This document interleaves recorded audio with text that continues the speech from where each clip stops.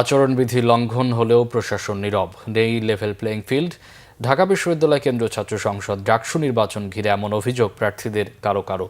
আবার প্রচার শুরুর আগেই আবাসিক হলে গিয়ে শুভেচ্ছা বিনিময়ের নামে ভোট চাচ্ছেন তারা। এদিকে ভোট কেন্দ্র বাড়ানো, নির্বাচন বিধি বাস্তবায়নে প্রশাসনের কঠোর অবস্থান ও নির্বাচনের সময় সকল পরীক্ষা স্থগিতের দাবি প্রার্থীদের। নাবিল জাহাঙ্গীরের রিপোর্ট।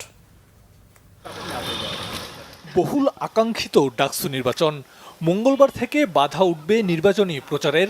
তবে এখন থেকেই হলে হলে গিয়ে শিক্ষার্থীদের সাথে কুশল বিনিময়ে ভোট চাওয়ার কাজে নেমেছেন প্রার্থীরা।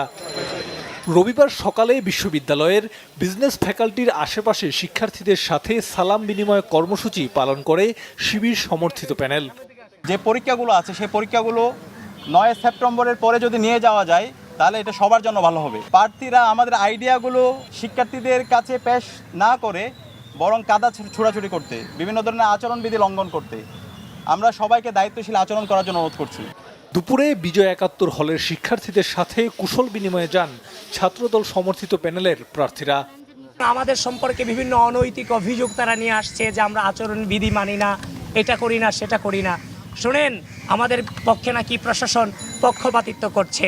এই স্বাধীনতা সংগ্রাম এবং স্বাধীনতার আইডিওলজিকে যারা ধারণ করে না তাদেরকে নির্বাচনী প্রক্রিয়ায় অংশগ্রহণ করানোর মধ্য দিয়ে প্রথমেই ঢাকা বিশ্ববিদ্যালয় প্রশাসন পক্ষপাতিত্ব করেছে।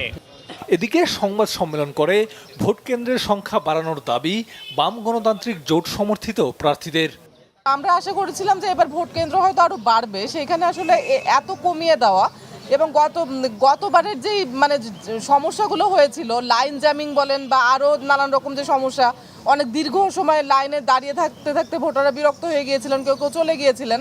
তো এইবার যে কেউ এরকম করবে না সেই নিশ্চয়তা তো আসলে কেউ দিচ্ছে না। ডাকসু নির্বাচনে অপপ্রচার বন্ধে বিটিআরসিকে কয়েকটি অনলাইন পেজ বন্ধে চিঠি পাঠিয়েছে ডাকসু নির্বাচন কমিশন। নাবিল জাহাঙ্গীর, বাংলা ভিশন, ঢাকা।